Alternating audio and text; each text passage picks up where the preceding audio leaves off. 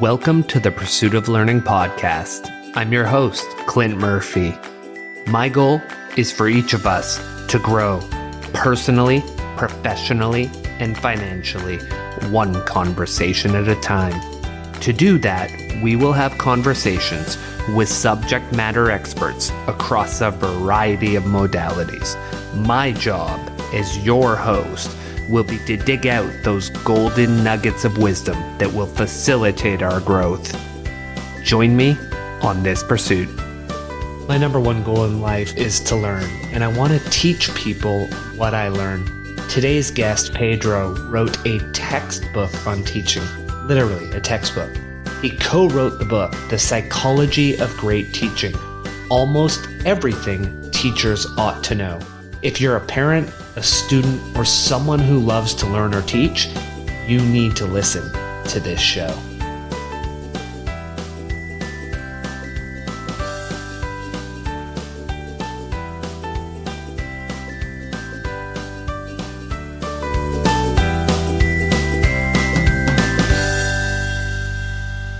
Pedro, the aim of the book that we're going to be talking about today is to discuss everything about psychology we need to know in everyday life and practice for teaching children and young people. Why was this the mission you and your co-authors targeted?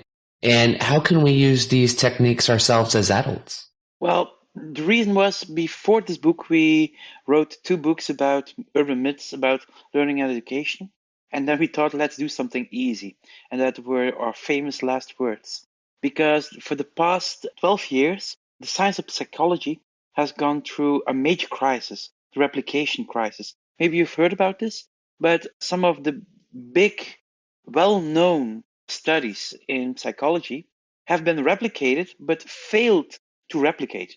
So a lot of the insights we've had for the past decades, a lot of them are gone now. So we thought maybe it's a good thing to check what is still standing and is actually standing stronger than ever, but what are the elements that are gone so we can leave them out. So we wanted to make a kind of a practical overview of those elements that teachers but also parents can use to work with their children, with the young people they work with, but also sometimes when we discuss, for instance, resilience, that's something that everybody can benefit from, but with the current knowledge. Well, one of our frustrations actually was when you read a book about psychology, quite often you read 40 pages of history. And then at the end of those 40 pages, then you read, but this has been debunked. And then you are wondering, why did I read this? So we want to have an overview of what is known today, what's the current knowledge, and what does this mean in practice. And that was one of the golden rules you had in writing this book, was you wanted the psychology to be as recent as possible. Partially because some of the old research had either been faked or could not be replicated. And you talked about that a little. So for our listeners who may not know what it means for a study to be replicable and why that's the science we want to focus on, can you get them up to speed on what we mean by replication? For instance, there is a famous study where you put a pencil in your mouth and your cheeks go up and you feel better. And even a Nobel Prize winner as Daniel Kahneman cites the study. But the study has been replicated 13 times. It means they have done exactly the same experiment in the same way. And they've done it not once, not twice, but 13 times. But 13 times it failed to replicate. So now we know that first study that became famous actually was probably a lucky shot. And now we know that when you try this, it won't have the same effect. And for sure in social psychology, 2 out of 3 replications actually failed. So I have a big textbook here from 2011, the major textbook on social psychology. And a lot of the stuff in that book failed to replicate.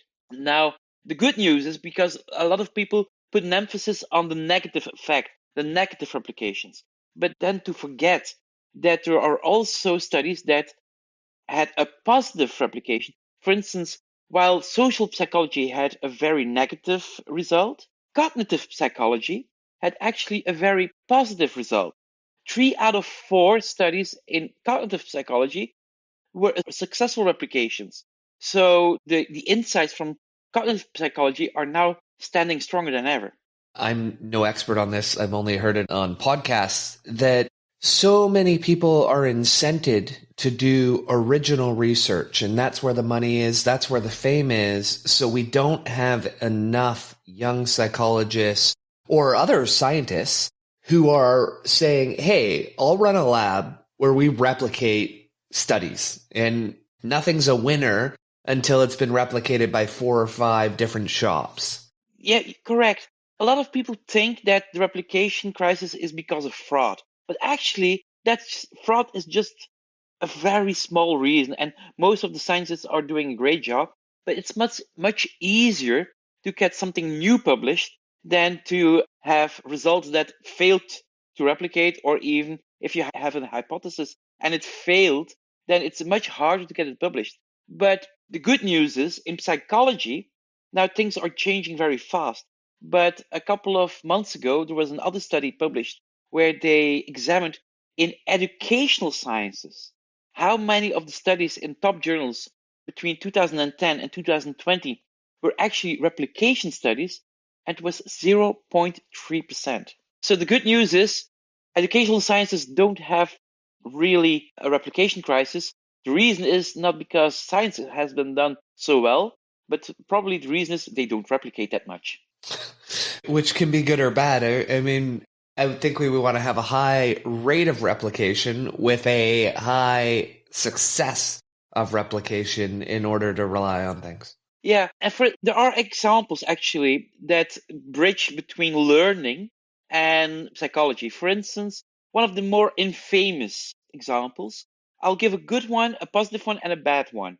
And I'll start with the failed replication one, and that is growth mindset. You know, from Carol Dweck, the growth mindset theory, where people can have a growth mindset that they can learn stuff, that intelligence isn't fixed, while thinking you're stupid or that you're smart is more an example of a fixed mindset. First of all, do those mindsets exist? Yes, they exist.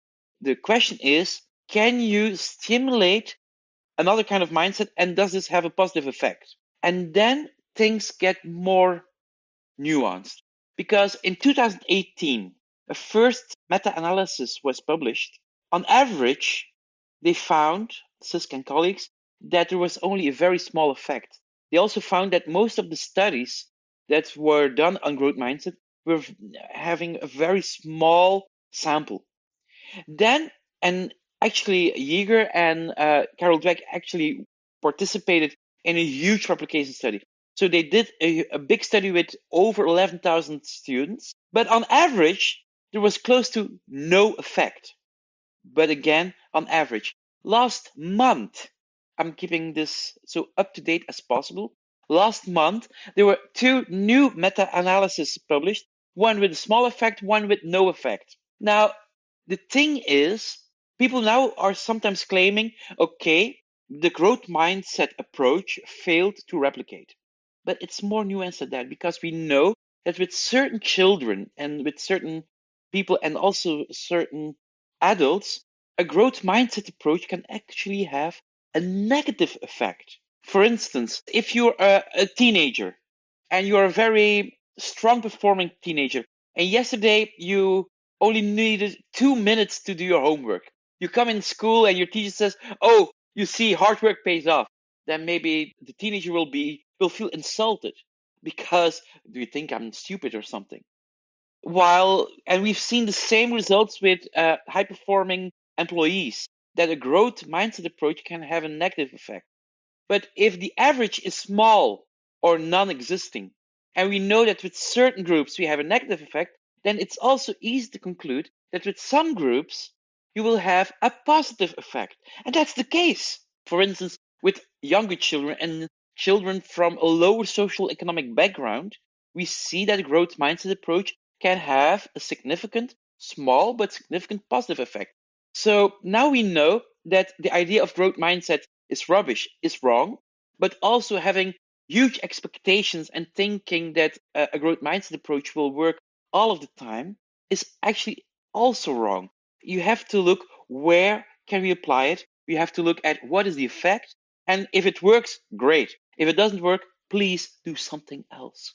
And so that speaks even more broadly than the science on the mindset. And what I'm thinking about there is so often as people, we want to paint everything with one brush. So growth mindset, fixed mindset. Okay, I have to apply that to everyone. This, that, I have to apply that to everyone. Instead of saying every human I interact with is different, I need to understand what tools I have in my toolkit and what to apply to that individual.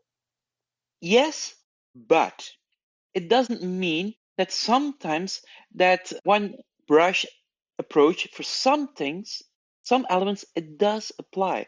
I'll give you a positive example of replication, and that's for the past century, there have been huge discussions about how to learn how to read. And you have the whole language approach, where you teach children how to read like an adult, because adults don't use different letters. They see the whole word, and sometimes they even see whole chunks of words together, and they try to recognize this as an adult.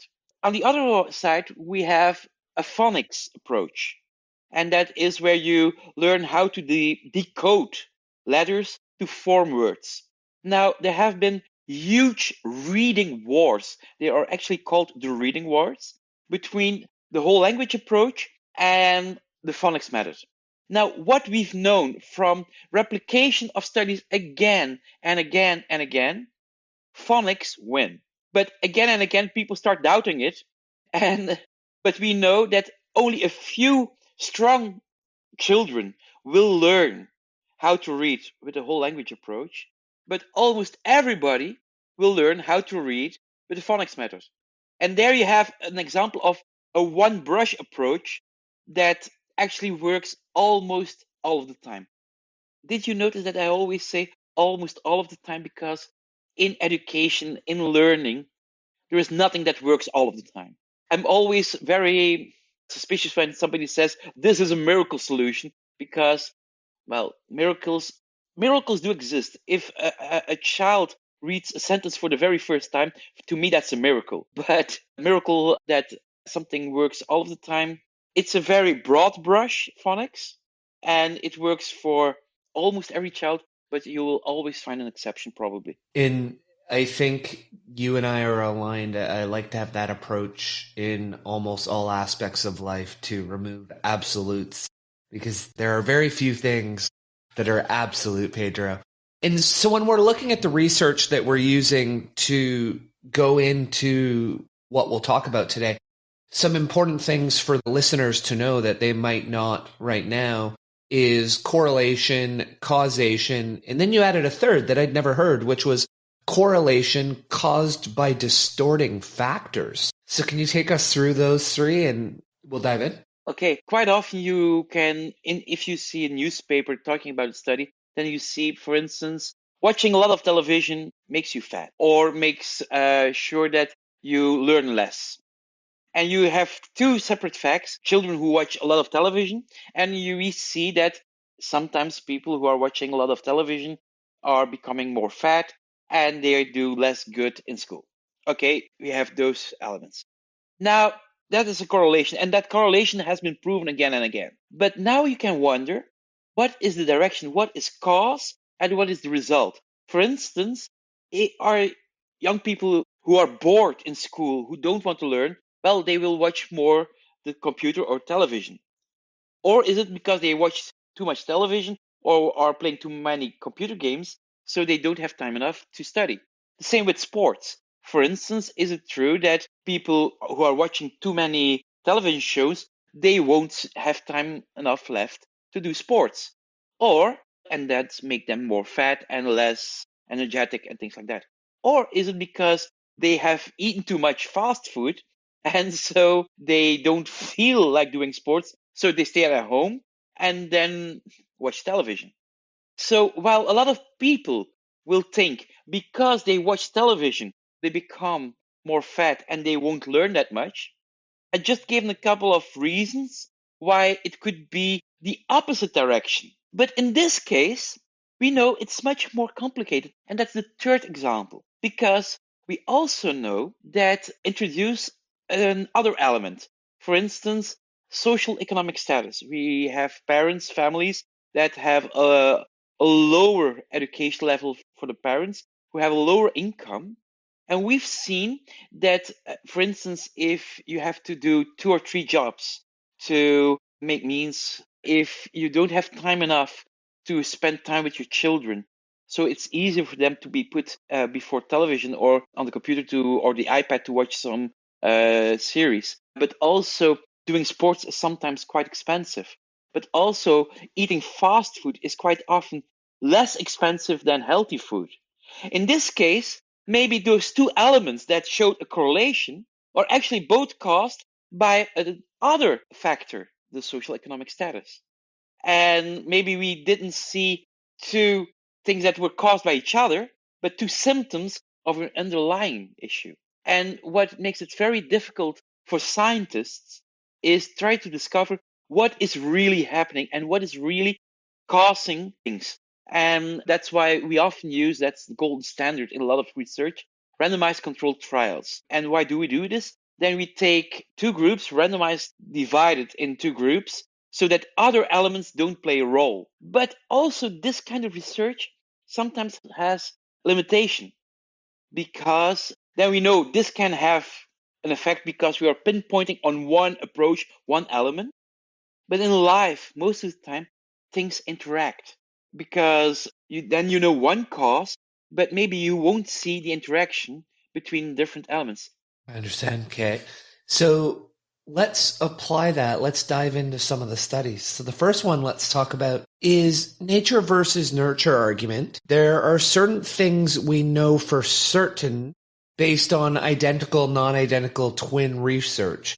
Can you share some of those findings and what they mean for us with respect to learning and teaching? Well, I'll start off with something that will get a lot of people depressed, and then I'll give them hope again. So bear with me. But there have been a lot of studies where they looked about how much of the variation between grades between students are based your genetic background. And the studies that I mentioned in the book give or take 55%, 58%. Yesterday, actually, there was a new study published who actually even mentioned 68% of the variation between children in grades was based on genetics. When I explain this to my students, I always say, if you have a bad grade, blame your parents. But actually, that's not true. Because while people have a huge look at that enormous percentage, if we look at how much of our body is made out of water, then it's 55%. Well, that's for men, it's 50% for women. And did you notice how much difference we can make with the rest of the percentages? And that's also the case when we are discussing, for instance, grades and intelligence and things like that. We know it's always both nature and nurture interacting with each other. And there is a very interesting law, well, not law, rule. The better the circumstances, if you have the best teachers, the best parents, the best colleagues, the environment is top notch, then the influence of your genetics will be bigger. But the worse the environment is, then if you have not that good teachers, if you have a bad home situation, bad colleagues, evil boss, then the environment will have a bigger role. So knowing this mechanism, if we have people not performing well because of the circumstances, it's for us a very important reason to change the circumstances. Because it's not that they are doing less well because genetically they weren't fit for it, but the environment plays a bigger role in bad situations. So all else equal, your nature is going to drive things. But if you're in a situation where all else isn't equal, which is often the case, the child that's in the worst situation will be more negatively impacted educationally and performance-wise than the child who's in a good situation. Correct. And Siegfried Engelmann once said that the time that is being spent in school for children coming from a low socioeconomic background is twice as important as for children coming from a better background, because school then has to compensate for the lack in vocabulary that has been proven again and again, for the lack in prior knowledge that's needed to understand stuff. So then we need the best teachers for those children. But quite often, the opposite is the case. Bear in mind, a lot of teachers are doing a great job, but we have differences. And quite often, what we see is that in poor schools, there is often a bigger turnover of teachers. So we have a lot of young teachers starting, and we know already for a couple of decades, and that has been replicated in a couple of studies with data, that if you're less experienced as a teacher, you have less effect on your children. So the more time you have in the chair, the on average, better you are going to perform as a teacher. It's in the beginning that in the first 3 years, we see a growth in how well you're teaching. Oh, and is there a plateau then at some point? There is, well, there we see that the studies differ. Sometimes there's a plateau, and some teachers will actually become a bit less well, because sometimes life can drops in if you're having bigger concerns and maybe you're having a burnout, and you become less effective. But still, we know that experience can play an important role. And for sure, what we see is sometimes you have teachers who have only 1 year of experience, 2 years of experience. We know that they are less effective. And quite often they are in schools that are more challenging. You get enough experience, you get enough tenure, and you're able to transfer within the district. And you go to a higher performing school, it's easier, less stress, and now there's openings for new students to come in. Yeah, well, and what we've seen in this example, and that's what we've tried to do in our book, we started off with the nature-nurture discussion, remember? And then you combine it with insights from educational sciences, insights from social sciences. And then if you combine this, you get a bigger picture, and you can understand better the mechanisms that can cause things that actually a lot of people know, but you can understand them by combining these insights. One of the lines that jumped out at me when you were talking about nature versus nurture, and we may get ourselves into a little trouble on this line, is it is inborn ability that sets the maximum and minimum limits, but it is environment that determines the level to which a child will develop between those limits. Can you take us through what you mean by that, Pedro? And a statement I've been hearing that might tie into that, I've been hearing a lot of people talk about this idea of nurturing a child's nature. So finding out what the nature is and then nurturing it. Can we tie all that together? Yeah, well, an overview, but we do mention it in our book because sometimes it's still applied, is that you have the lowest amount of performance that you can expect from a child. For instance, I'll give an example. Serena Williams, great tennis player. If she didn't have parents that put so much effort in playing tennis, then maybe she would be closer to the lowest amount of performance that nature would have given her for playing tennis. And maybe she would never have practiced, but suddenly she would be playing in school and people think, you've got talent for this. But in the case of Serena Williams and Venus Williams, her parents, her father, did everything in his power to bring them as close as possible to the maximum amount of nature that was in their bodies to achieve great things.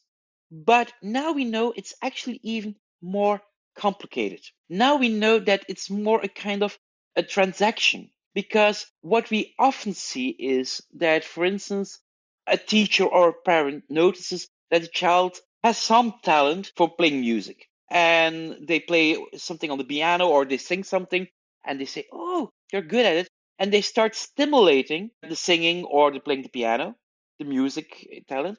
And then because the child is getting stimulated, then other people start giving also more input. And other people are trying to do better their best to stimulate the child. And so you get a constant interaction transaction between environment and nature, making it better and better. So That's why sometimes people tend to think we need to try a lot of things with children to find out how far we can bring them. And sometimes then a big danger if you say nurturing nature. I do think, but that's an opinion. That's not the same as the science I've been discussing. I do think a lot of children and young people, even adults, have a bigger potential than a lot of the people think, because quite often they weren't stimulated or they didn't have any experience in a certain field. And if they never have had a starting point where they could discover that they are good at something, and nobody helped them to discover this, but also nobody stimulated if they found out, hey, this is something I'm good at, then you don't get the results that Venus Williams or Serena Williams have delivered. That's so powerful right there. And not all of us will ever be, or not many of us will ever be a Serena Williams to tennis at whatever it is we're a champion at or we're good at. But so many of us, and I agree with you, I think the vast majority of the population has so much more potential within them. They've untapped. And I don't mean that to say that they haven't tried. I just mean they haven't had the right conditions, the right teaching, the right love and care and chances to show what they're capable of, which must be why self-development, life coaches, etc., are so popular, because people are trying later in life to get what they didn't get in that first 20 years of their life. And that ties to your third factor, self-determination. Can you tie self-determination into nature nurture and how that comes into it, Pedro? Yeah. For instance, you can be really good in doing maths, and your parents and your school want you to be math champion, but you hate math. You hate doing maths. This could be the case. I have to admit, a true story. As a child, I won prizes for painting, and I stopped painting. And everybody asked me why you were best of class in arts. But I hated it because every single painting that I made felt to me as a failure. And quite often people think something you're good at, you like doing it. But there are also people who, for instance, great singers who have such a huge stage fright that they don't want to sing on stage. And I also know people, now we have two examples of frustration or fright. But I also know people, yes, I am good at this, but I don't care. And sometimes we forget that third element. And sometimes there's a discussion actually, because in psychology and philosophy, some scientists argue if the self actually exists. But that's very philosophical, I have to admit. So then you get the discussion if the self-determination or the self-deciding what you want to do, if that's truly yourself, or if this also nature or nurture popping up in an indirect way. Could be the case, but still, I do think people should be allowed, even if they are very talented in something, to say, yeah, okay, but I won't do it. And 100%. And I have two young boys, and well, they're not that young anymore, 14 and 11. And sure, when they were really little, I wanted them to be hockey players because I played hockey my whole life. And, if you're going to play a sport, I want you to play my sport. But at the end of the day, and it ties in a lot to what we've been talking about, is let them try a lot of different sports. And then look at, well, what are those two or three that you were really good at? And what was the one or two that you loved? And now we know, okay, you love basketball. You really love playing it. You're pretty good at it. Like you're okay. Let's get you the coaching and the training and support you so you can be the best in the one that you demonstrated some aptitude for and you seem to love. And so then they get that pride, because one of the things, Pedro, and correct if I'm wrong on this, I feel like as we approach adulthood, if we had some of those sports or activities in our childhood where we learned over the course of time to go from beginner, and we're going to talk about this later, to a level of expert, we can then have that mindset, whether it's growth mindset or not, But we can have that thought process that says, I know that I can start at 0 and get to 100 if I apply myself. Does that make some sense? Well, actually, you have the self-determination theory by DC and Ryan, but it's one of the most important motivational theories or theories on motivation. And there you see that we have three elements. We have autonomy, often misunderstood actually. We have relation, but also competence. The fact that you experience that you are able to do something, that you are competent in a domain, motivates. And it's very important for everybody, but for children for sure, that they experience to become competent in something. And this can be sport, but this can be reading too, it can be a lot of things. But having this kind of success experience, and it doesn't need to be excelling in something, but just experiencing that you've learned something. Quite often we made a mistake for the past decades, and because it's fun, you will be learning. But if you look at the research, learning something can be fun. And we see that the direction is more often that the learning leads to well-being and motivation than vice versa. Because you can feel so good that you don't want to do anything anymore for the rest of the day. So, but then it's important, and that's a study that was published in May of last year, a review study. And for me, a very eye-opening study on motivation is that if we look at all this kind of motivation and this relationship, then it's important, it's key that the child or the student, but also the adult, perceives the performance. Because quite often, for instance, if you're a teacher or a trainer or a coach, quite often you see that a student has grown, that an athlete has grown, that a colleague has grown. But if the person themselves, himself, herself, whatever, doesn't see the growth, doesn't see the success, doesn't see that he or she has become better at this, it won't motivate, because motivation is in the perceived performance. So the more we can, even I'm thinking as a hockey coach, the more we can show the children, here's where you were a month ago, here's what you're doing now, maybe on video even. Look at your skating, look how it's changed, look how your shots improved. Now they have the perception, oh, in that 1 month, I did improve. What can I do in that second month? For instance, and now you say, but isn't that a growth mindset? Actually, it's much more pragmatic. It's much more showing success, showing that they have grown and showing they have become more competent. And competence is one of the elements that can motivate.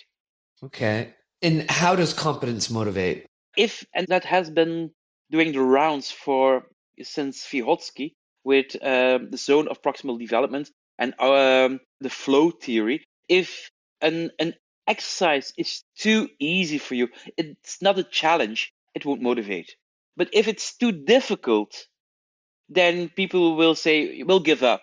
But if it's a challenge where you have to do a bit of effort, but because of the effort, you can achieve something. So you have experience, or you were shown, like you just explained, that you achieved something, that is, you became more competent, that can motivate you. Interesting. And so we want to find that balance of not too, the Goldilocks approach, not too easy, not too hard, just hard enough to stimulate challenge and growth. And then I believe we talk about it somewhere else in the book when it comes to learning, though we have the concept of overload, where if it's too difficult, we kind of wipe out the memory. And is that in when we get to, which I know I wanted to get to, fluid versus crystallized intelligence? Does that tie into that? Well, now you're combining a couple of things together. For the listener, I'll make it a bit more easy. One of the basic theories nowadays on learning is the cognitive load theory by John Sweller.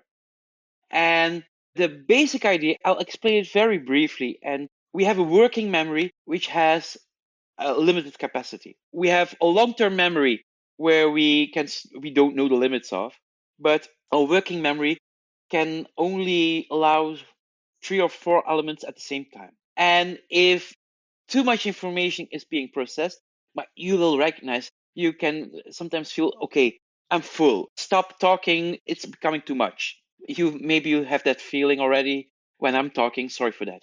And and we know that, for instance, if you have a smartphone and you have bleeps taking away your attention, taking space from your limited capacity of your working memory, we know you will learn less. And we also know if you're depressed, that's actually one of the things that we know from clinical psychological research. Quite often, with people who have a depression, have not 3 or 4 elements in their working memory, but only have space for 1 or 2 or 3, 1 or 2, allowing less possibilities to be learning something. Now, for us, it's very important that we try to maximize the positive load of the working memory. How can you do this? For instance, years ago, when our second son had to learn the tables of multiplication, he didn't want to. And my wife says, Pedro, you're the expert, fix this. And I went to a door with our son, Emil, and asked him, can you open the door? Which he did. And then I said, try to imagine that you can't remember how to open the door. So every time you come to a door, you start banging the door, you try with your head, you try with your feet, and after 10 minutes, by accident, you'll open the door. Then you can only hope for one thing, that there's not a second door, because it would start over again. Now you have to learn those tables of multiplications, but pretty soon, you'll have to make more complex multiplications. But if you spend your time doing those multiplications, the basic ones, you won't be able to do more complex calculations. Now, if I translate this to the cognitive load theory, by putting those multiplications in your long-term memory, that you can recognize them straight away, which doesn't put a load that is not needed on your working memory, you leave space for new things to learn.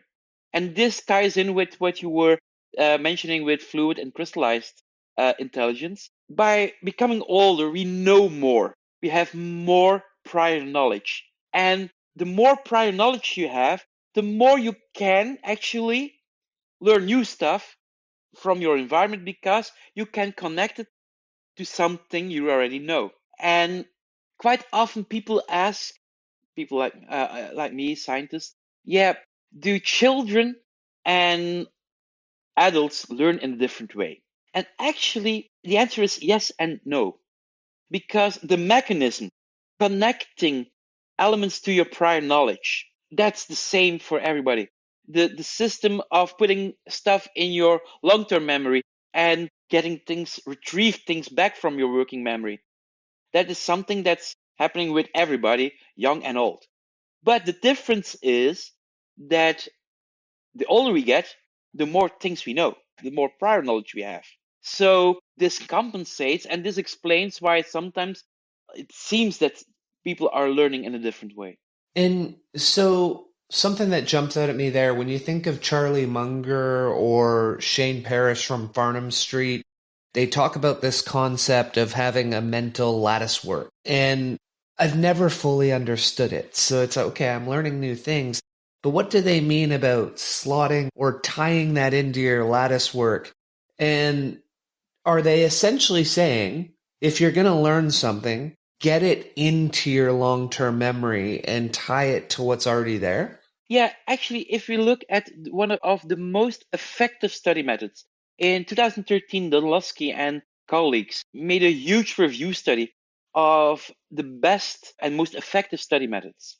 Actually, just a fun fact, there is one study method, if you use that one, it's the worst one, you know less after studying than before studying. Let's go with that one first. What's that one? It's highlighting. And why is this? Because when you highlight something, then you tell your brain where to find it. And you tell your brain you don't have to remember it, because you can find it back because you've highlighted it. Okay. So do not use highlighters.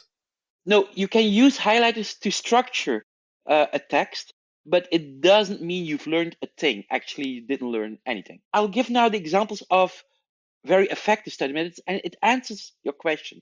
For instance, try to come up with concrete examples, working with concrete examples.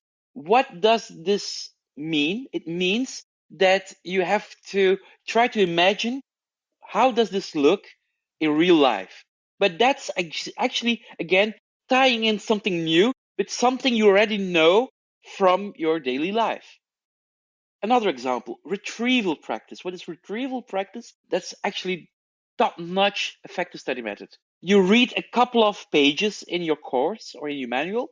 You close the manual or the course or your textbook, and you take an empty sheet of paper and try to write down as much as possible of what you remember. Okay, that's retrieving, that's practicing getting stuff back from the long-term memory. And then after you've done this, you open your book again, you open your manual again, textbook again, and you try to compare what you've written down and what's actually in the stuff you need to study. And while doing this, you are checking what's in your long-term memory and trying to connect those elements again to the stuff that you need to learn. Another example, dual coding. Maybe you've heard about dual coding. It's combining images with words. Also very effective. But for instance, drawing elements, trying to draw the connections between things, drawing to situations that could explain what you need to learn, again, is combining stuff you already know to the new stuff. And those were all examples of very effective study methods. There's one part, and that's if you're talking about learning, there are two elements that are resulting in remembering stuff. One is thinking, and if you listen to all the pieces of advice I've just given you a couple of minutes for the past 5 minutes, it's all about thinking. Retrieval practice is thinking. Trying to find out concrete examples, it's thinking. Drawing stuff, it's thinking. Highlighting is not thinking at all, so you won't learn. The second element is repetition. And repetition is actually making the connections in your brain stronger, is practicing the line between the working memory and long-term memory. But there we know something, and it has been replicated since 1885. In 1885, Ebbinghaus found out the speed in which we forget stuff. For instance, he learned nonsense words by heart, and after 20 minutes, he could remember less than 60%. And later, they actually did the replication of the study a couple of years ago with exactly the same results. But based on this insight, we know that repetition, but not regular repetition, but spaced repetition, that is repetition with bigger spaces between the repetition. For instance, you learn something today, you will repeat it tomorrow, but then you leave a day blank, and then after 2 days, you have another repetition, and then after 3 days or 4 days, you have another repetition. That will help again to remember stuff. So if we want to add something to our lattice work and have it be permanently in the lattice work, when we're studying it, as we learn it, as we read it, we're coming up with concrete examples in our own mind. How does that tie into things I already know? And so we're active learning. And then the next day we do it again. And then 2 days later we do it again. And so we do it over the course of a month until it's now one of those things that's cemented in the long-term memory that when we learn a new concept, we'll attach it to that. So the problem some of us have, even me, because I may read 50 books a year, and Charlie may say, well, instead of reading 50, read 5, 10 times and get the material in there so it's cemented. Yeah, well, I don't think you'll need to read them 10 times, but what you could do, I'll make it a bit more easy on you, still be hard, but while reading this, not 50, but 25 books or 30 books, but a couple of days after you've read a book, try to write down yourself, that's retrieval practice, the key elements that you think are the essence of the book. And then check if you didn't forget a key element again. And then maybe a month later, do it again. And that's not the same as rereading it. Now, rereading stuff can be always, you'll discover new stuff that you overlooked, or maybe you already have now new prior knowledge from other books or other podcasts. that give you new insights by reading books. So I'm not against rereading stuff, but if you want to cement it, maybe you can do it also in another way with retrieval practice. And that was one of the reasons I came up with the podcast, Pedro, was because I get to read the book. As I'm reading it, I write down questions. Oh, what do I want to learn about this, and this? And then I have a conversation with you, dive deeper into that material, and then I reread it to write material to promote it. So I feel like, okay, now we've got a podcast on air and I've touched that material 4 or 5 times. And so some of it has more cemented in there, but I still find when I listen back to the podcast 2 months later when it gets published, oh, hey, that was something really interesting. I should have included that in what I wrote. So that's me losing. I read it. I talked to you about it. And then I listen and it seems new to me. It's, oh, hey, that's an exciting moment. Yeah, well, actually, in every step you've just discussed, there is a lot of thinking involved. There is the element of repetition is involved. You see the different steps that repeat elements, but writing questions down is a very good technique. For instance, one of the pieces of advice I often give to my own students: try to come up with your own questions about the course. Write them down on flashcards or use Quizlet. But know that writing down those questions is one of the first steps in learning, because coming up with a question, you need a lot of thinking power to come up with a good question. And then you write down the answer on the other side, and you end up with a stack of flashcards. And the good thing is, if you then just pick a question from the stack, because the stack is getting bigger, you'll have spaced repetition by definition. Gotcha. So you work through 5 to 10 a day by the time you get back to the first one. And, you're reminding me of when my youngest or even the oldest, when they were little and school said, hey, they're not reading well enough. And it's like, okay, well, they give you the stack of flashcards of words they should know, and just sit down with them every night at bedtime and say, hey, let's work through the cards together. It's amazing how quickly they go from 0 to knowing the entire stack just by working that stack every night or every couple nights. Or now if I'd go back, I wouldn't do it every single night. I'd do it a night, then the next night, then 2 nights, then, Well, depending on the way. But actually, if you look, a lot of the techniques that I've just been discussing with you, if you look at Duolingo, very popular app, but a lot of the techniques that I've just been mentioning are inside that app.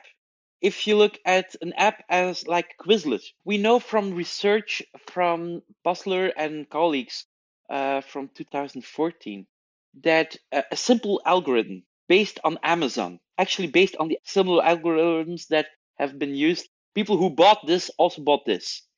What they changed it to, people who made this mistake also made this mistake. So they personalized the repetition based on the mistakes and based on the profiles of people. And if you have a similar profile, you will get similar repetition. But if you have a different profile, you'll get a different repetition. And the effect on learning was huge. So that's why I know certain tools, online tools, can help learning. And that's an example of a tool, of an algorithm that combines insights from 1885 and from the 60s with modern technology. Yeah, it's wonderful. It's next time I learn, well, not next time. The first time I want to learn another language, it's going to be Duolingo when I retire and start to travel the world, for sure. I don't have any shares in the company. Just as a disclaimer, I'm not connected to any of those apps that I've just mentioned. And no, I am a big fan. I've heard the founder of Duolingo, who had founded another company that I think touched on learning before it, on a podcast a couple times, and a fabulous listen to the amount of work that goes into the app behind the scenes and what they do. But what for me is the interesting part is that I recognize a lot of stuff from research. And sometimes people always try to find the holy grail, a new way of learning. Well, what I see in Duolingo are often very old didactics. But didactics, sometimes people think they are bad because they're old. But those didactics are actually examples, now going back to the start of this conversation, of insights from cognitive psychology that have been successfully replicated again and again. Yeah, I love that. And something you talked about when you were talking about Duolingo was this idea of profiles. And so it'd be remiss if I don't jump us back to, in the book, you talk about personalities, and we need to understand the difference between typologies like Myers-Briggs and dimensions. And so, we talked about painting everyone with a brush. Which typologies tend to do? Oh, you're a J, so you're entirely disorganized. Well, no, in my everyday life, I don't like to have lists, but when I'm at work, I have lists. So take us through typologies versus dimensions, and we can dive into that fun stuff. Oh, yeah, that's fun stuff. Actually, that was something that also was mentioned, and we discussed it in depth than the typology stuff in our second Urban Myths book about learning and education, because it's a very popular myth. And we are using typologies in companies, but also in schools. And it's an abstraction of reality, because take Myers-Briggs, you'll end up with a couple of combinations of different letters, and it's almost like a horoscope because every combination makes you feel good. But if you look at real validated instruments, then we don't end up with 16 types of personalities or 16 groups of people. We'll end up with a lot of more because people are more different. And for instance, the big five, there are 5 dimensions, and everybody is somewhere between introvert and extrovert. And everybody is somewhere between more neurotic and being more open-minded. And because they are all scales, but large scales where you are between 2 end poles, the 2 poles, we'll end up with a lot of different people. And people are much more different. Now, the big five is still used a lot, but nowadays some people say maybe we'll need another dimension, and we in psychological research, hexaco is now often used. But the basic idea is that we don't have types. We don't have, oh, that kind of person, because there are more nuances, and dimensions give us more space for that kind of nuance. And it's something funny, because when I start talking with people about things like typologies or learning styles, which is also kind of typology, then they say, yeah, but if I read stuff like that, I recognize myself. Yeah, that's why I made the comparison with a horoscope. In a horoscope, you will recognize yourself too. But then I ask, do you think that there are only, for instance, when we are discussing learning styles, 3 types of people or 16 types of people? And then they start, yeah, but it's more complicated than that. Yeah, and that's true. It is more complicated than that. So for us in science, doing psychological research, for instance, it's more interesting to know if somebody is more neurotic. Is there a bigger chance that this or that will happen? Or for instance, what is the link between openness and creativity? What is the link between openness and being a good teacher or a worse teacher? And then it's not just yes or no, he's neurotic or not neurotic, because you'll have met a lot of people yourself, I guess, and you will have noticed that some people are more introvert and the other are still introvert, but not that much. And other people are hidden introverts. You really have to learn how to know them to discover that they never share something about themselves while they talk a lot.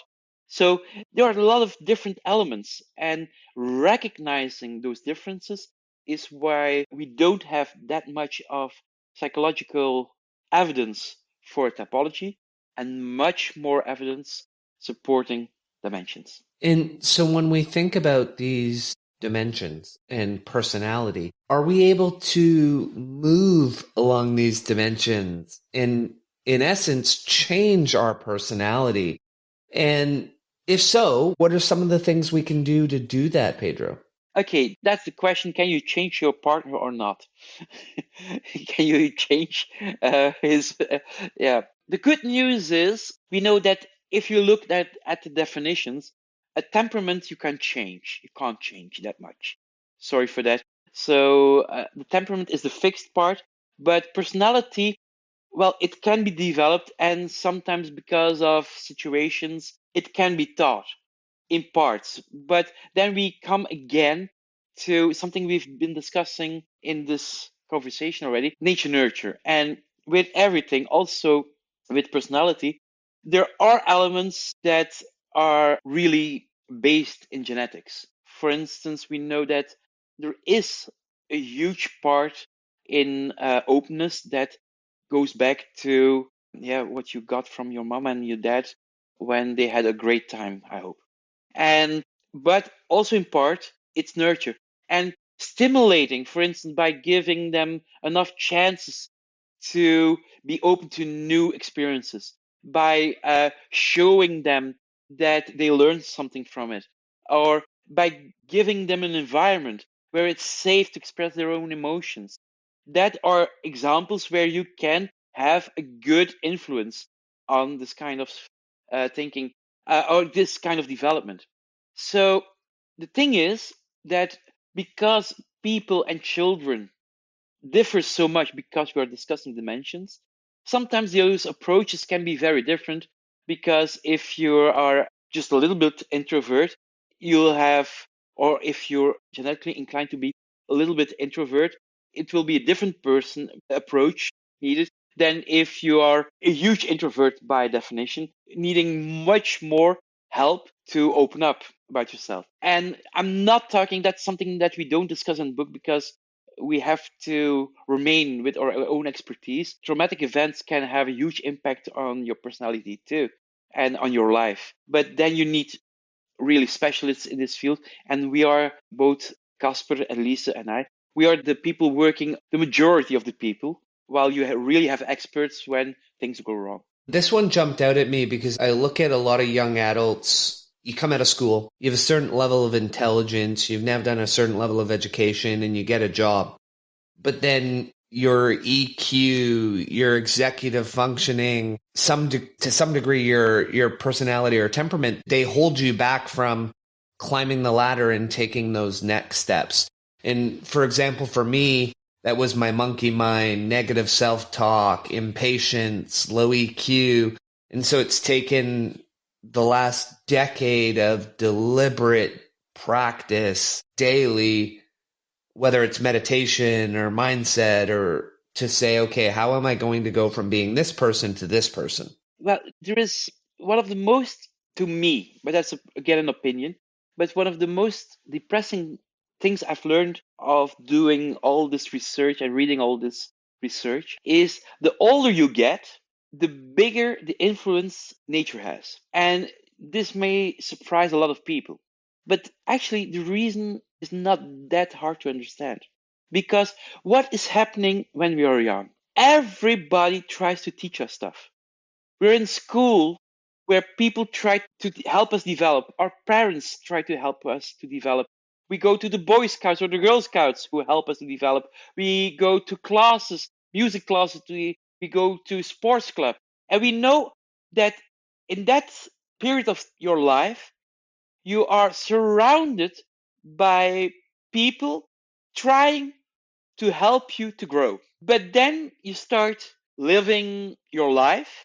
And yes, I know people can do some professional development in their jobs, but quite often it has more to do with tasks that you need to apply. And it's much less about growing and developing yourself. I'm not now making a big statement that everybody should do life coaching or things like that, because sometimes I don't know if everything that life coaches are doing is so much evidence based. I think there are huge differences. I know from research in some countries, but I don't know where everybody is listening to this podcast. So I'm afraid to say it's everywhere, but I know examples of studies that showed that there are huge differences between what life coaches do. But the amount of manpower or woman power or people power being put into the development of children is huge compared to what you will have later on in your life. So that's why that nature is, the amount of nature is becoming bigger. And so, is that also one of the reasons why, when you think of finance, money people on social media, they always talk about the concept that your network is your net worth? And I talk about that from a holistic angle. My network is my net worth of growth, of learning, of development, because the people that I surround myself with, if none of them are learning and none of them are deciding, I want to grow, I want to be more, I want to be better, I want to keep improving, then I'm not going to be doing those things. And that ties to your nature to some extent, is create an environment of people, friends who want to grow with you. Yes, and then it still remains the question how you deal with it.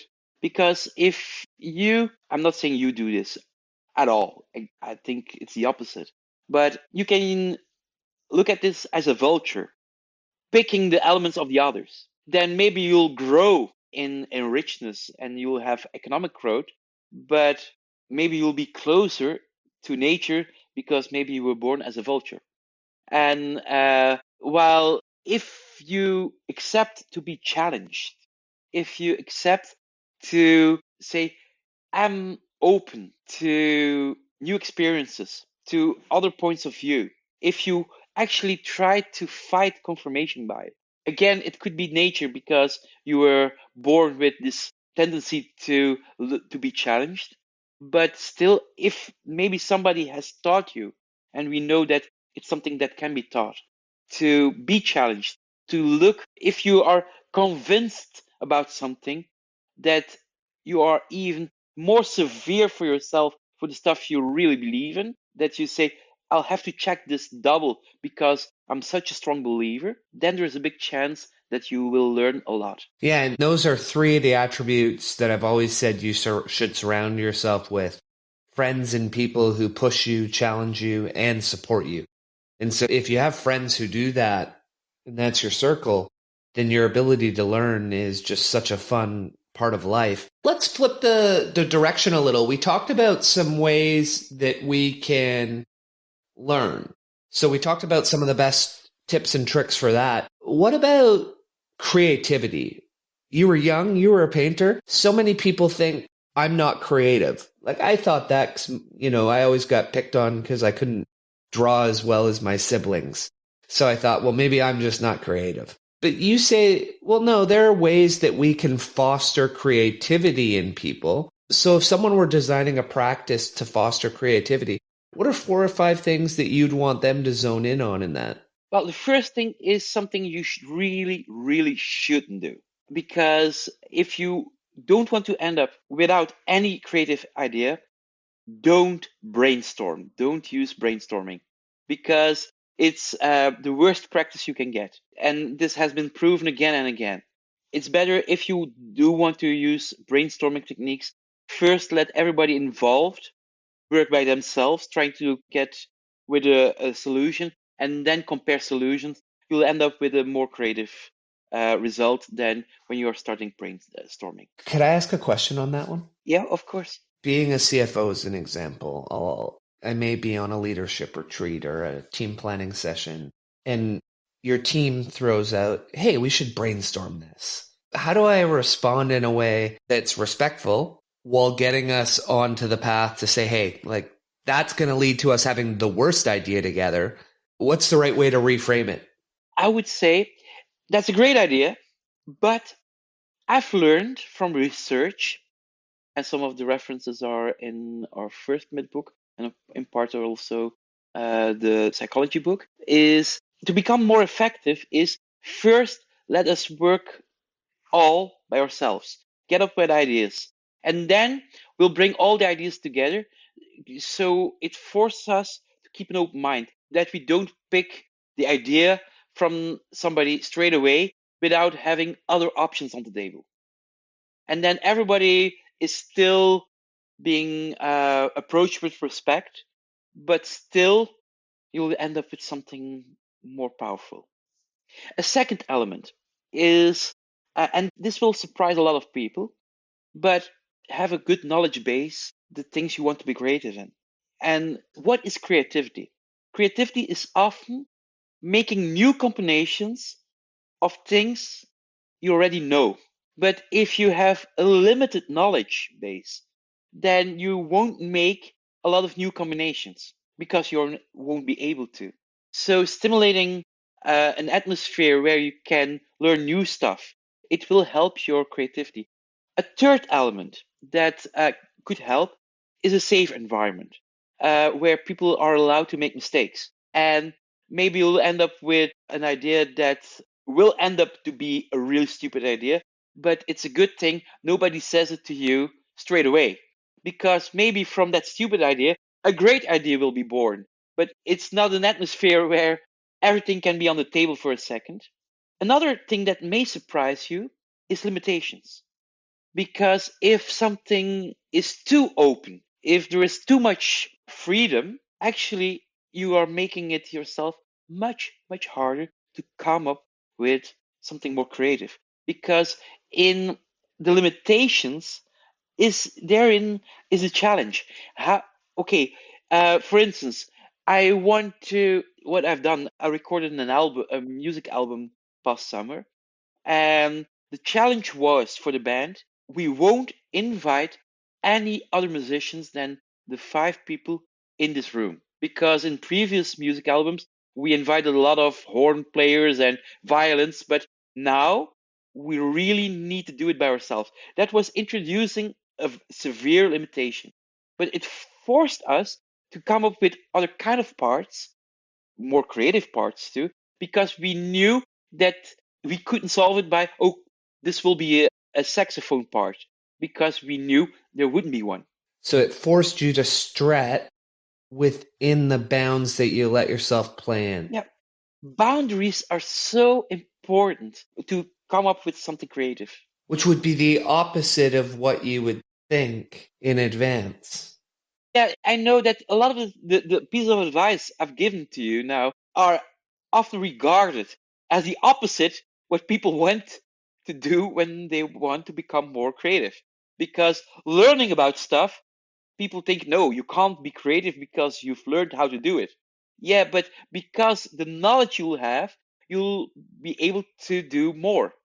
And because I'm not here to plug my book. And if you want to learn more about creativity, there is a good book by Sawyer, who gives a great overview about all things related to science and creativity, the science behind creativity. And then we know, for instance, Gan Robinson, who died last year, claimed schools kill creativity. And that was one of the most famous TED Talks ever. But we did a fact check, and Ken Robinson used such a very distinct, limited definition of creativity. And in this very limited view on creativity, he was correct. But every other theory, every other definition of creativity actually showed that one of the most powerful elements to become more creative is knowing more about the field you want to be creative in. Because did you notice that you're always creative in something? For instance, I have just acknowledged that I'm a musician. I'm a guitar player. For me, it's much easier to be creative in guitar playing than being creative as a plumber, because I know nothing about plumbing. And so if we have a leak in our bathroom, I won't come up with a creative, good solution. You're making me think of, because I'm an accountant by day or a finance person as a CFO, and when we're talking about business problems that we're often, if I come up with a solution to something, people will say, well, oh, that's a pretty creative solution. But in my mind, all I'm doing is taking 20 years of knowledge of accounting and finance and saying, well, what if I take this from over here and that from over there and this concept, and I just tie them together? Maybe it's creative, but to me, it just feels like problem solving with my job, with my knowledge base.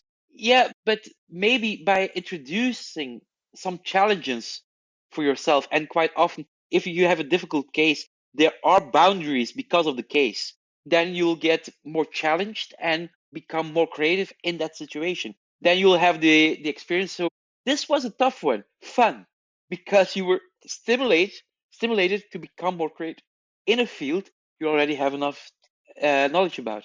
And you're right. The reason it has to be a creative solution more often than not is because of the number of constraints. Hey, we want to achieve this, but we can't do this, and here's our resources, and you start to work your way down the list. Constraint, constraint, constraint. Okay, well, we can't. That's really gonna lock us in, but it's gonna also open us up because we know what the boundaries are, and now we can be creative within those boundaries. And for me, this is, for instance, an example that when I'm speaking with students who say, I never can find an original idea. Another a technique that I say, pick two words. For instance, somebody says cat and somebody says economics. Those two words are not that related. But then I say, okay, now you have two words that aren't related. Try to find the connection, the similarities between those two words. And it forces them to learn to look at different ways of the two concepts, but they are also constrained by the boundaries of you have to stick with those two words. And you have to pick two words they know, because if you say cat and, for instance, quantum computing, if you don't know anything about quantum computing, you won't end up with some connections because you don't have the knowledge to make the connection. So let's do a direction switch and do a final question on the book for something fun for the audience. What are some errors in reasoning that all of us often do? And what are 3 or 4 of your favorite ones that we should have our eyes out for so we don't make common mistakes? One we already discussed, don't mix up correlation with causation. Another one we briefly mentioned is the confirmation bias. It's one of the most popular biases we have, that we tend to look for things that confirm what we already know and that we believe in. And a critical person is actually looking at more falsification of what he or she thinks. But also, one of the things that has taught me a lot, if you read something, for instance, you read a book by Kahneman, or you read a book by Carol Dweck, or by Howard Gardner, or by Piaget, try to look what was done afterwards. Because quite often, people are surprised by the novelty, are surprised by the new insight, but because we tend to look at the new stuff, it's very important to check if later on it's still standing. For instance, Howard Gardner, who came up with multiple intelligence, in 2016, he himself wrote about his own theory on multiple intelligence. You know what? It's often not used in the way that I described it. 2, and I'm quoting the person who coined the multiple intelligence, actually, I never really researched my theory. And the third element is I only used intelligence to get it published. The same thing. For instance, everybody is quoting Maslow with the pyramid of needs, the hierarchy of needs. First, there is no pyramid in any of the works by Maslow. No, none. Second element is that he himself, there's a hierarchy, not a pyramid, but a hierarchy of needs in the work by Maslow, but he himself described later on that he couldn't understand that everybody copied his theory without being critical, because he himself was convinced that it was incorrect. And it's true, it's incorrect. But actually, the person himself already knew. So if you're really liking a theory, if you really think this is it, do read everything. Also later, if the scientist has debunked it himself, but also read what other people write about it. And quite often there are elements of truth in it, but it's almost always more nuanced. Let's finish up on that one. And Pedro, where can our listeners find you? Well, I live in Belgium, but that's a big trip. But online, on Twitter, if it still exists when this is broadcast, you can find me there. I have a website, theeconomyofmeaning.com, and every single day I'll try to describe and give information about a new study that was performed, not by me, sometimes by me, but by a lot of people, and try to show what you have to learn about this. And there are the books, the two urban myths books that are co-authored with Paul and Casper. There is one book, The Ingredients of Great Teaching. That's a very practical book on teaching. And the latest book that we just have been discussing is The Psychology of Great Teaching. But actually, there is a lot about how to educate your children as a parent also in the book. Yeah, it was a phenomenal read as a parent. And do you have a quick minute for a final 4 questions? Let's do it. All right. So what's one book for you that was a life changer? 50 Myths About Psychology, for me, a stepping stone to do my job. But I'll get back to you. I'll give you the reference to include it. Yeah, we'll get it in the show notes. So 50 myths about psychology, and you've wrote 2 books about myths, and you've wrote a book about the psychology of teaching. So that got you on the path to really question things. 50 Great Myths of Popular Psychology by Scott Lilienfeld. It's a great book. Oh, I love it. And what are you reading right now? So we jump on the bookshelf. What's the number 1 on the list? Well, it's something completely different. It arrived 2 days ago because I'm still also a musician. This is a book by Trevor Horn about adventures in modern recording. And it's about how he recorded some of the most famous songs of the 1980s. Oh, interesting. So you're going in a different direction on that one. And then if you look at the last 12 months for you, what is one thing that you've spent less than $1,000 on that you've thought, oh, I wish I'd bought this sooner? Oh, good question. The truth is, well, if I answer it myself, I've been starting collecting vinyl records again. And the slow pace of listening to music on vinyl, because you have to turn over the LP, the long player, it gives me kind of ease. But if I would ask the children in this room, invested a lot in a new Wi-Fi, and they say it changed their life.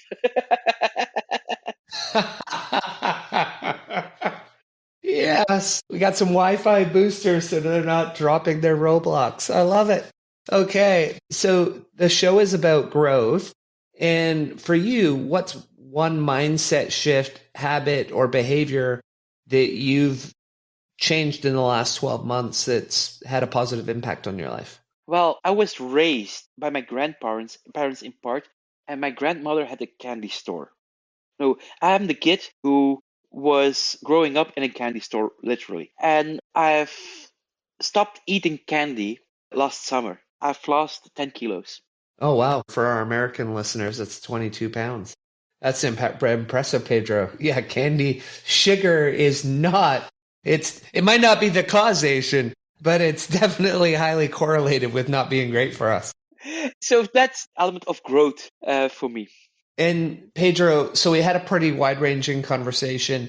Given the topic, is there anything that we missed that you want to get across to the listeners today?